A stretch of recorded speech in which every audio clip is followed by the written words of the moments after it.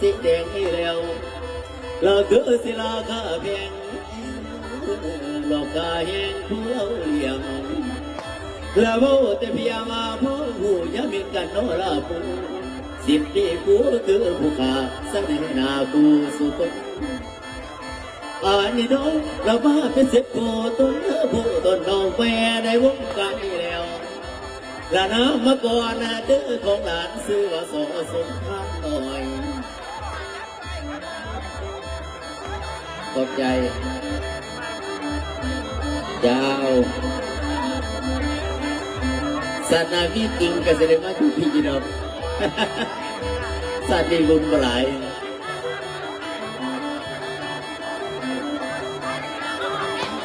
เนี่ยพอใส่ระบาดเนี่ยโอ้ยในส่วนบอกว่าหายไว้เนาะมันก็หลงตัวบาดเนี่ย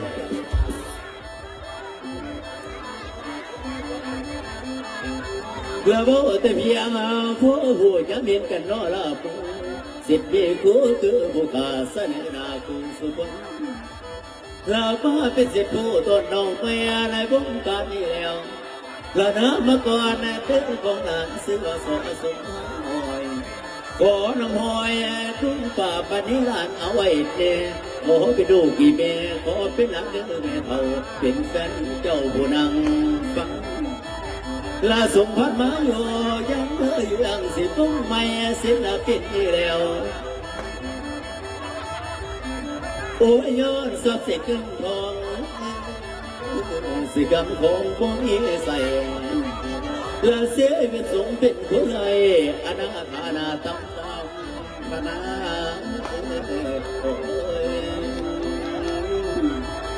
ละใจ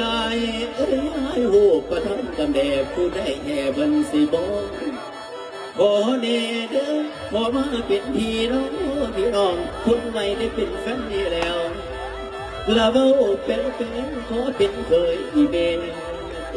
อย่าซ้ำทางละเบ้าเรื่องเศร้าเคยเกี่ยวมันเสียวใจได้เป็น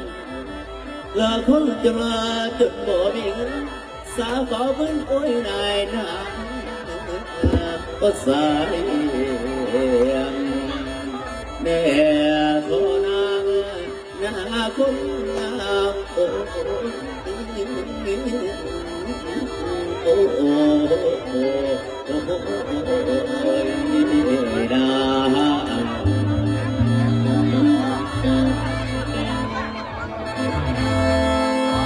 สิบนิ้วล้านโอกาสคารวะมิติแกนกันหมอลำที่เรารับจับในท่านในขณะนี้พี่น้องเราเพิ่นจังหวัดสื่ออาภพคือผู้ขายิ้มจักหน่อยผู้สาวมาหนักลิ้นทงก็หนักขับหลายผู้สาวยองนับตั้งแต่อาภพนี้ได้มาทำการทำงานในบริษัทของท่านเศรษฐีเด่นก็อยู่กันมาในหลายปีจีรกพี่น้องนับแต่จากบ้านเกิดเมืองนอนมาเพราะเลยปากเลยบอกแต่ก็บอกตัวนี่ละเป็นหมู่เป็นเพื่อนแต่ในจิตในใจอาภพนี้ก็ลงหักลงมักลูกสาวของท่านเศรษฐีก็ไม่เคยเอ่ยขึ้นมาก็ย้อนว่าจะเก่งใจนะอยู่บ่ฮู้ว่าเขาสิกินกันเขาหรือบ่มันจะบอกตนกันซะเหรอตัวเลยป่วยปากกินบ่จังไปลงไปละ